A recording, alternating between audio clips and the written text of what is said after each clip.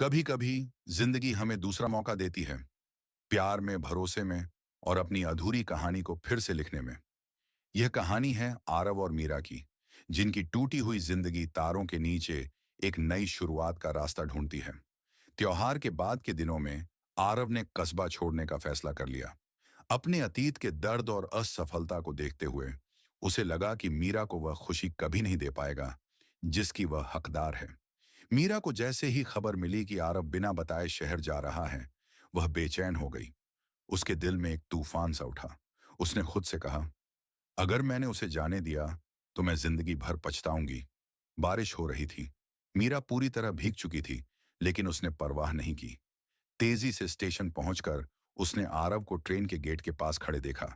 मीरा ने जोर से आवाज लगाई, आरव! आरव चौंक कर पलटा। उसने मीरा को देखा, जो पूरी तरह भीगी हुई थी। उसकी आंखों में गुस्सा, दर्द और प्यार का मिश्रण था। तुम मुझे बताए बिना कैसे जा सकते हो?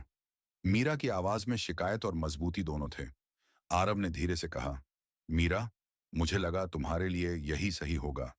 मैं तुम्हें अपनी अधूरी जिंदगी का हिस्सा नहीं बना सकता। मीरा ने गहरी सांस लेते हुए कहा, किसने कहा कि तुम अधूरे हो? अगर तुम अधूरे हो तो मैं भी हूं, और शायद हमें एक दूसरे को पूरा करने का मौका देना चाहिए।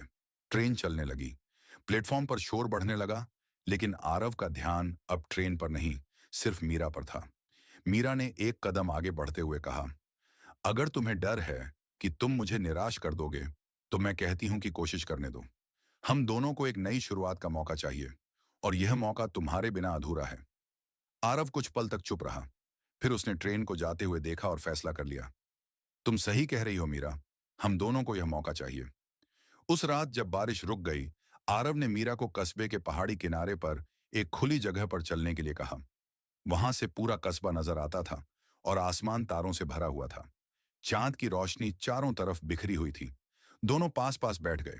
आसमान को देखते हुए आरव ने कहा, मीरा, क्या तुमने कभी सोचा था कि हमारी जिंदगी का यह मोड़ आएगा? मीरा मुस्कुराते हुए बोली, नहीं, लेकिन शायद कुछ चीजें हमें तब मिलती हैं जब हमें उनकी सबसे ज्यादा जरूरत होती है। आरव ने आसमान की तरफ इशारा करते हुए कहा, तारों को देखो, हर तारा अपनी जगह पर है, लेकिन फिर भी मिलकर ये कितना खूबसूरत आकाश बनाते हैं। शायद हमारी जिंदगी भी ऐसी ही है, अलग अलग टुकड़ों को जोड़कर ही यह पूरी होती है, और तुम मेरी जिंदगी का वो टुकड़ा हो जो इसे पूरा करता है। मीरा की आंखें नम हो गईं। उसने कहा, मैं तुम्हारे साथ यही आसमान हर दिन देखना चाहती हूं। आरव, बस तुमसे एक वादा चाहिए, डरोगे नहीं, चाहे कोई भी मुश्किल आए। आरव ने उसका हाथ थाम लिया और मुस्कुराते हुए कहा, मैं डरूंगा नहीं, अगर तुम मेरे साथ हो। अगले दिन आरव ने शहर की नौकरी का ऑफर ठुकरा दिया और कस्बे में रहने का फैसला किया। उन्होंने कैफे की एक दीवार पर एक म्यूरल बनाया, जिसमें तारों और चांद के नीचे बैठे दो लोगों की तस्वीर थी। नीचे लिखा था, हर कहानी का अंत नहीं होता, कुछ कहानियां नई शुरुआत बन जाती हैं। और इस तरह आरव और मीरा ने अपनी नई जिंदगी की शुरुआत की, तारों के नीचे बैठकर अपनी कहानियां साझा करते हुए, हर दिन को एक नए सपने की तरह जीते हुए। कभी कभी जिंदगी के सबसे खूबसूरत पल तब आते हैं जब हम अपने डर पर काबू पाकर किसी पर भरोसा करते हैं। प्यार अतीत को भुलाकर एक नई शुरुआत करने की हिम्मत देता है। चांद और तारों के नीचे बिताया गया समय हमेशा दिल के करीब रहता है।